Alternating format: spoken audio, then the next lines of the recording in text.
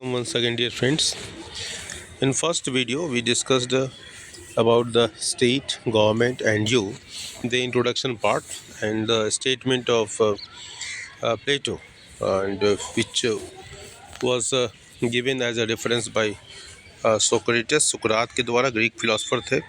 और इन डायग्राम्स के बारे में हमने चर्चा किया था और ये क्वेश्चंस जो इस बुक में दिए हुए हैं स्टार्टिंग में ही, उन क्वेश्चंस के बारे में हमने चर्चा किया था। और इसके बाद ये थोड़ा सा डायग्राम के बारे में हमने बात किया था कि जो हमारे government governance, three main pillars of the governance, legislature, executive and judiciary, उसके बारे में थोड़ी चर्चा किया था हमने। और आज हम अपनी चर्चा को आगे बढ़ा रहे हैं। टॉपिक है हमारे सामने जो दिया हुआ है, व्हाट इज़ अ स्टेट। तो थोड़ी सी रीडिंग भी करेंगे और फिर followed by discussion. A state और अ नेशन, स्टेट और नेशन को यहाँ पर कम एक सिनोनिम्स के रूप में यूज़ किया गया है। स्टेट और अ नेशन, क्योंकि पॉलिटिकल साइंस स्टेट की बात करता है, ठीक है। तो स्टेट और a nation is a political organisation that has the authority to govern a defined territory and its population। Clear है कि एक पॉपुलेशन है, उस पॉपुलेशन कहीं निवास करता है, एक निश्चित स्थान पर निवास करता है, और उस पॉपुलेशन जहाँ निवास करता है, जो लोग रहते हैं वहाँ, उनको उनके ऊपर किस प्रकार से रूल किया जाए, उनका कैसे वेलफेयर इंश्योर किया जाए, ठीक है। तो वो अथॉरिटी का काम करता है स्टेट। और स्टेट क्या है? एक पॉलिटिकल ऑर्गेनाइजेशन है, ठीक है। State has 4 important parts. तो स्टेट के कितने पार्ट हैं? 4 पार्ट इम्पॉर्टेंट पार्ट्स हैं। पहला है कि इसमें पीपल की चर्चा हो रही है, ठीक है, जिनके ऊपर शासन करना है, जो एक निश्चित भूभाग में रहते हैं। तो people, the citizens who lives in the country, ठीक है। इसके बाद दूसरा पार्ट है लैंड, टेरिटरी की बात हुई है, अ फिक्स्ड एरिया और टेरिटरी, ओके। तीसरी बात क्या हुई है? गवर्नमेंट की, a system to run the country, ठीक है। और जो सबसे इम्पॉर्टेंट पार्ट जो लगता है, सारे पार्ट इम्पॉर्टेंट है, बट जो सबसे और अंतिम, जिसको कहते हैं ना कि इसके बिना सब कुछ है लेकिन ये नहीं होगा तो फिर वो मुश्किल हो जाता है, नहीं हो पाएगा। तो स्टेट जो है उसको उसका दर्जा नहीं मिल पाएगा। तो सॉवरेंटी, ठीक है। इसकी स्पेलिंग लिखते समय आपको थोड़ा सा पर्टिकुलर होना पड़ेगा, थोड़ा सा अटेंशन पे करना पड़ेगा, क्योंकि यहाँ पर कन्फ्यूजन होता है बच्चों को।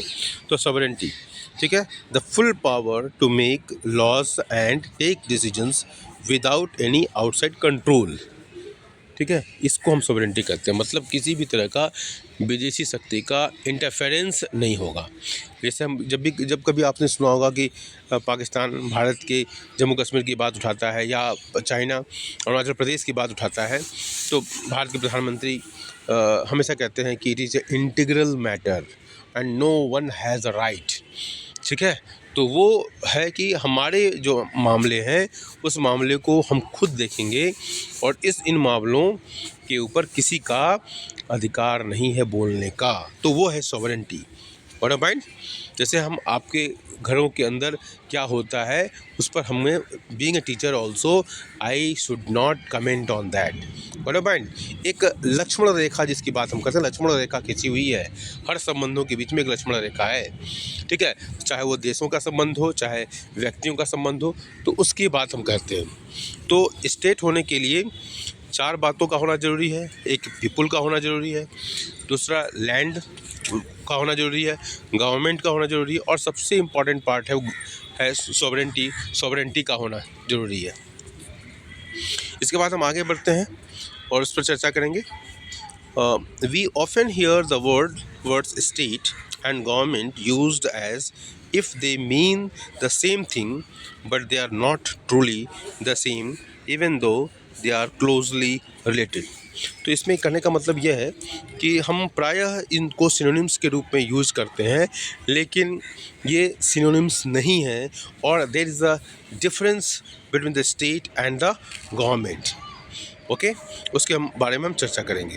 तो देखो, एक स्टोरी के माध्यम से इसको रिफ्लेक्ट करने का प्रयास किया गया है, और ये चित्र जो है काफ़ी कॉमिक्स की तरह बुक्स को बनाते हैं, और काफ़ी इंटरेस्ट इसमें लोगों को आता है।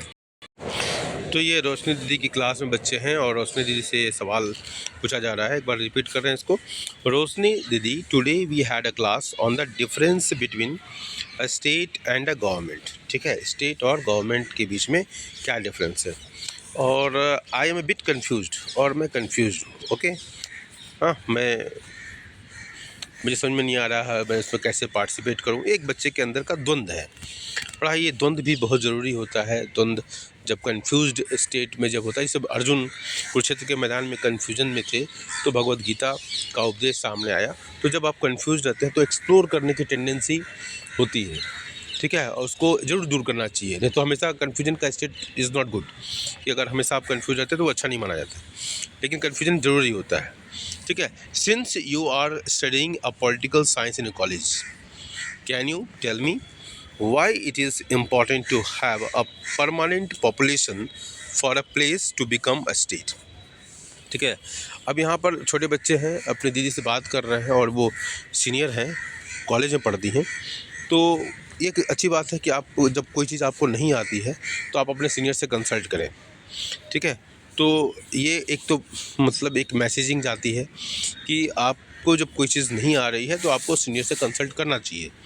ओके, तो यहाँ बच्चे ने एक जो शंका है उसके अंदर जो द्वंद्व है, कन्फ्यूजन का स्टेट है, तो वो अपने कॉलेज में पढ़ने वाली दीदी से बात करते हैं कि पॉलिटिकल साइंस आप पढ़ती हैं, तो ये बताइए कि क्यों परमानेंट पॉपुलेशन ज़रूरी है स्टेट होने के लिए, राज्य के लिए परमानेंट पॉपुलेशन की आखिरी ज़रूरत क्या है। Why it is so important. Can a state not be a place where people can just go visit and come back। मतलब इसका इशारा क्या है, एक टूरिस्ट की तरफ कि व्यक्ति कहीं जाए, वहाँ पर देखे और फिर वापस चला आए। ओके, तो यहाँ पर उसका आंसर सेगमेंट है जो दीदी बता रही हैं इनकी। तो first, without people meaning a population. First, without people meaning a population there can be no state. उन्होंने साफ साफ शब्दों में कहा कि अगर केवल पॉपुलेशन है, without people meaning a population there can be no state. ठीक है, मतलब स्टेट में पॉपुलेशन का होना ज़रूरी है, फर्स्ट पॉइंट। सेकंड क्या है, if people just go visit and then move on. ठीक है, जिसकी चर्चा ये बच्चे कर रहे थे। ठीक है, गए लोग, विजिट किए और चले आए, उसी की चर्चा हो रही है। Then they are like tourist, तो वो क्या है, एक टूरिस्ट की तरह है। ठीक है, कि कहीं जो टूरिस्ट जो है कहीं जाता है, घूमकर चला आता है। ठीक है, with no identification with the place nor anything that is common and shared. ठीक है, तो कोई उसकी आइडेंटिफिकेशन नहीं है, कोई आइडेंटिफिकेशन कोई पहचान नहीं है विद अ प्लेस, उस स्थान से, nor anything that is common and shared. ठीक है, जो उनमें आपस में कोई कॉमनिटी नहीं है, एक दूसरे में समानता नहीं है, क्योंकि टूरिस्ट तो अलग अलग जगहों से आते हैं और वो देखते फिर चले जाते हैं, तो आपस में कोई समानता भी नहीं दिखाई देगी। ठीक है, उसकी चर्चा हो रही है। दे डोंट लिव टुगेदर, वो एक साथ रहते भी नहीं हैं। ठीक है, but when people identify with a place or a territory and usually lives there, then they form a permanent population। तो permanent population कैसे बनता है, जब लोग एक ही जगह पर लंबे समय तक रहते हैं, उनकी कॉमन आइडेंटिफिकेशन होती है, उनके कॉमन इंटरेस्ट होते हैं, उनके कॉमन गोल्स भी होते हैं। ठीक है, तो उसको हम ऐसे पॉपुलेशन की हम चर्चा कर रहे हैं। Such a group of people the permanent population. तो ऐसे ग्रुप ऑफ पीपल को हम क्या कहते हैं, परमानेंट पॉपुलेशन कहते हैं। और then develops its own culture and society. और जब ये परमानेंट पॉपुलेशन होती है तो उनका एक कल्चर होता है। ठीक है, उनकी अपनी एक सोसाइटी बन जाती है। ठीक है, इसी की हम चर्चा कर रहे हैं। Which also identifies with that geographically defined territory, और जिसका संबंध उस जो भौगोलिक परिवेश है, जोग्राफिकल जो टेरिटरी है, एरिया है, उसके साथ वो उनका संबंध जुड़ता है, उनका एक अटैचमेंट बनता है उस एरिया के साथ, जिसकी हम चर्चा कर रहे हैं। आज हम पॉपुलेशन की जब बात कर रहे हैं, परमानेंट पॉपुलेशन की बात कर रहे हैं। The place where they live, जहाँ भी वो रहते हैं उसके साथ एक उनका एक जोग्राफिकल टेरिटरी होती है, और उस टेरिटरी के साथ उनका संबंध बनता है, उसके साथ अटैचमेंट बनता है, वहाँ पर उनकी सोसाइटी फॉर्म होती है, ठीक है। और वो सोसाइटी एक निश्चित कल्चर को फॉलो करने लगती है ना। तो ये सब सारी चीज़ें जरूर होनी चाहिए, ठीक है। What exactly is geographical defined territory. अब जोग्राफिकली डिफाइंड टेरिटरी की अब इसने एक नया प्रश्न डाल दिया। सो इसकी यहाँ चर्चा हो रही है। It is a place geographical area that has clear boundaries.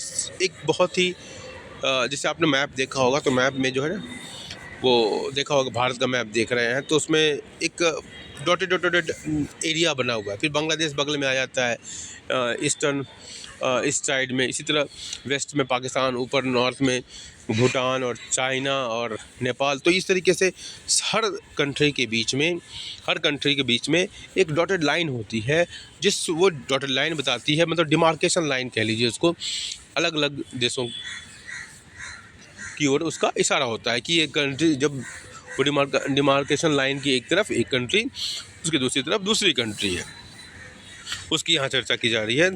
तो it is a place, a geographical area that has clear boundaries.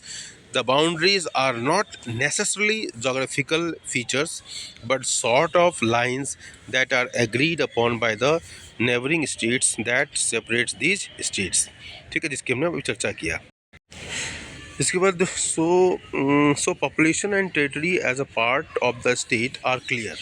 That also then explain why the government is a part of the state। तो government क्यों state का part है, but it is not the state. लेकिन ये state है नहीं, लेकिन state का पार्ट है, बिकॉज पीपल लिव टुगेदर, क्योंकि लोग साथ साथ रहते हैं। They need laws to be made, वो उनको कानून चाहिए, उनके ऊपर कानून का शासन होना चाहिए, है ना। और कानून क्यों चाहिए? लोगों के वेलफेयर के लिए। एंड इम्प्लीमेंटेड, और उसको लागू करना भी होना चाहिए, for the state to function, which is what the government does. और यही काम सरकारों का होता है, सरकारें यही काम करती हैं कि कानून बनाने का काम करती हैं, ताकि जो स्टेट है उसके अंदर जो पॉपुलेशन है, जो डिफिकल्ट टेरिटरी है, उसके अंदर जो भी लोग रहते हैं उनका वेलफेयर इंश्योर किया जा सके। What does sovereignty mean and why is it essential for a state? अब सो लास्ट पार्ट पर हम पहुंच गए हैं कि sovereignty का मतलब क्या है, ऐसा, ठीक है, और why is it essential for a state, और स्टेट के लिए क्यों essential है, क्यों अति आवश्यक है। Sovereignty means that the state has complete control over its own matters and is able to make and implement laws in accordance with its own needs। Sovereignty का मतलब है कि state has complete control over its own matters, अपने मामलों के ऊपर complete मतलब पूरी तरह इसका नियंत्रण हो, और वो उससे संबंधित जो भी नियम है, कानून है, आवश्यकताएं हैं, उसको स्वयं पूरा करे, ठीक है, और अपने कानूनों को लागू करे सही तरीके से, जिससे लोगों का वेलफेयर हो। तो ये कुल मिलाकर, जिसकी हमने सबसे शुरू में चर्चा की थी कि इंटरनल अफेयर्स में किसी को दखल देने का अधिकार नहीं होता है, ठीक है। तो हम पाकिस्तान के अंदर का लॉ नहीं बना सकते, हम भूटान की बात नहीं करेंगे, हम क्या करेंगे, हम अपने जोग्राफिकल टेरिटरीज की बात करेंगे, और हम दूसरों को अलाउ भी नहीं करेंगे कि कानून बनाओ हमारे लिए, ठीक है। ये सबसे बड़ा एलिमेंट होता है। नो अदर स्टेट और external body can interfere in the internal affairs of the state. बिल्कुल क्लियर है कि आंतरिक मामलों में कोई दूसरे को दखलंदाजी करने का अधिकार नहीं है। That is why sovereignty is an essential feature of state, और यही कारण है कि सॉवरेंटी जो है इसेंशियल फीचर है स्टेट का। So state has 4 features: a defined territory, a permanent population, a government and sovereignty.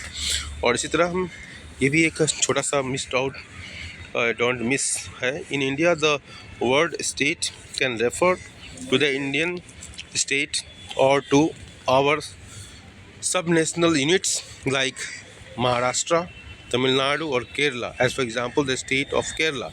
Except in such cases we have used state rather than state in this chapter following current uses। अच्छा, ये बात यहाँ की जा रही है भारत के संदर्भ में। In India the word state can refer to the Indian state. यहाँ पर स्टेट का मतलब भारत में सब यूनिट्स के रूप में है, जैसे कि हम चर्चा प्राय करते हैं कि महाराष्ट्र स्टेट, तमिलनाडु स्टेट, केरला, बिहार, उत्तर प्रदेश, उड़ीसा, तो उसके रूप में यहाँ पर हम अपने यहाँ इन लेसनों में, इन अध्यायों में चर्चा करेंगे। Except in such cases we have used state rather than state in this chapter following current usages. ठीक है, तो हमने अभी जो स्टेट की चर्चा की उस रूप में हम आगे के अध्यायों में स्टेट की चर्चा नहीं कर रहे हैं। हम स्टेट का मतलब यहाँ महाराष्ट्र, और जो अभी हमने यूज़ किया वो सॉवरेंटी वगैरह जो पार्ट है वो एक अलग हिस्सा है, और हम भारत के संदर्भ में जब बात कर रहे हैं तो स्टेट का मतलब है जो महाराष्ट्र है, जो उत्तर प्रदेश है, ये सब सारी चीज़ों की चर्चा होगी। ठीक है, इसके बाद हमारा नेक्स्ट टॉपिक होगा व्हाट इज़ अ गवर्नमेंट, सरकार क्या है। व्हाट इज़ अ गवर्नमेंट, तो सरकार के बारे में हम चर्चा करेंगे। ठीक है, तब तक के लिए विदा, थैंक यू।